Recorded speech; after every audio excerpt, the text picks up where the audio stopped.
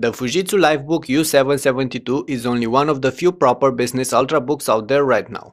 Coming all the way from Japan, the U772 is Fujitsu's top ultrabook and targets potential corporate buyers with a bunch of features they can't actually find on regular ultrabooks, like enhanced security or mobile internet connectivity. But are these enough to make the Fujitsu U772 a worthy pick? You'll find that by the end of this clip.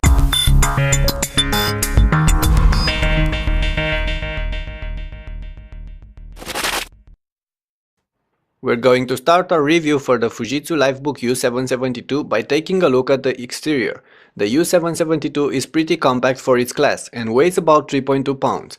The 0.7-inch case combines red magnesium and black aluminum into a fairly good-looking product. In fact, the U772 might seem a bit sober with its sharp edges and straight lines, but that's actually how a true business laptop should look. On the hood there's a chromed Fujitsu logo and the entire lid cover is pretty solid, although it does bend a bit under pressure. On the bottom you'll find the same red finishing with some cooling grills, the two speakers carved on the sides and the docking connector.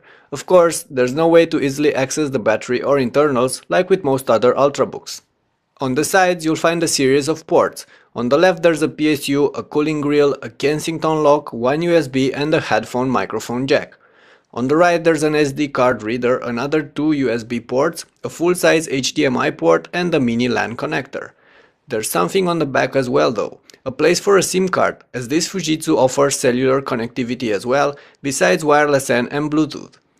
And speaking of Wi-Fi, there's the Centrino N6205 wireless system on the U772, which allows good performances and adds My Wi-Fi and Wi-Di functionalities. Lifting the lid cover, you'll find a beautiful black aluminum interior. It's true, the black finish will catch fingerprints and smudges, but I find it so aesthetically pleasing nonetheless. The palm rest isn't very spacious, but it's not too cramped either, and there's a fingerprint reader on its right side. On the top right part, Fujitsu placed the power button, which glows blue when the computer is on, and that's quite bothering, especially when using the laptop in dim light. Next to it there's an echo button and some LEDs. Not the status LEDs though, as those are placed on the front edge. The screen's bezel is also made from black metal, and you'll notice that it is incredibly slim.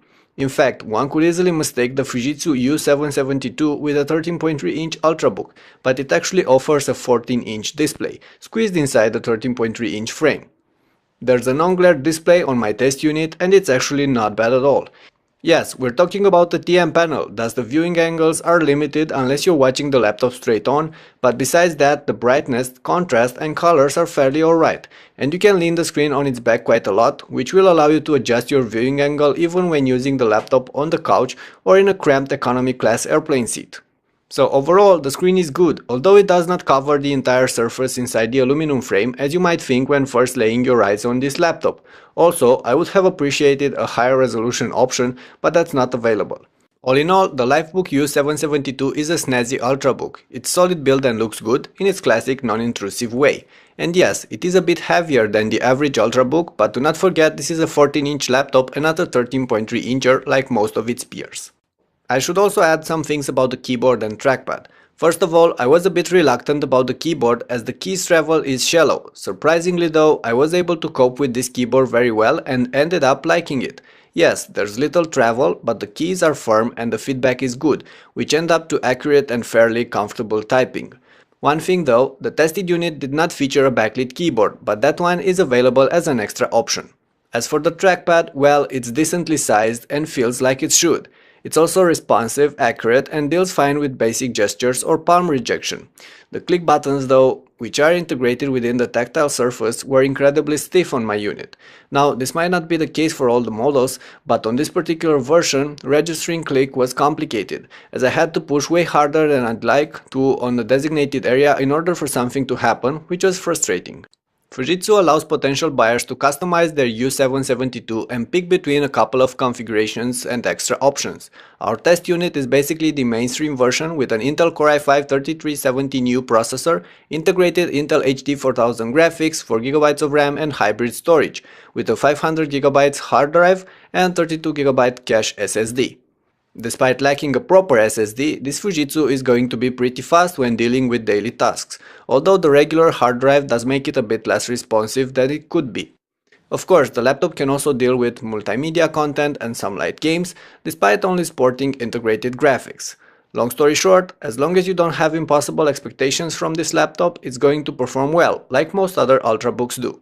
Still, there are some details that set the Fujitsu Lifebook U772 apart from the other Ultrabooks in stores and make it more suitable for business environments. First, it comes with Windows 7 Professional by default. Then, it features a fingerprint reader, cellular connectivity, and a docking connector.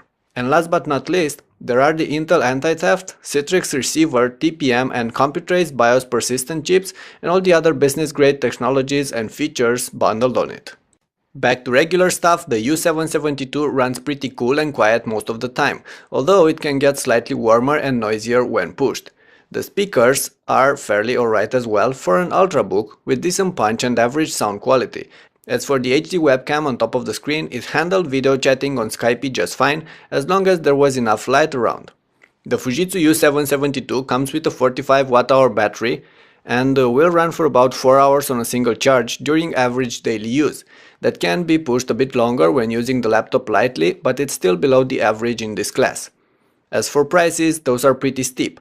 In fact, the base configuration available for the Fujitsu Lifebook U772 in the United States starts at $1149, and it's nearly identical to the one we tested here. You can configure your own version, in which case the prices will start at $1299 and can easily climb quite high. In the end, I can conclude that the Fujitsu Lifebook U772 is a good Ultrabook, definitely one of the best in terms of features and possibly one of the best overall. It's beautiful, sturdy, packs a decent keyboard, trackpad and screen. Besides those, potential buyers can choose between different configurations based on their needs. On the other hand, the battery life is under par, as I was hoping for at least 1 extra hour of use every charge. And then there's the price, which is very steep. In fact, the base Fujitsu U772 is more expensive than a default Samsung Series 9 or an Asus ZenBook Prime. But this is a business laptop, and if you'll need the business-graded technologies and features bundled on this unit, I believe you'll gladly pay for them. Otherwise, perhaps the two Ultrabooks aforementioned might be a better pick for a casual user. Alright, this pretty much sums up our video review for the Fujitsu Lifebook U772 Ultrabook. Tell me if you liked it or not in the comment section below, and don't forget to share it to your friends or subscribe to our channel for the next cool clips. Until next time, Mike out.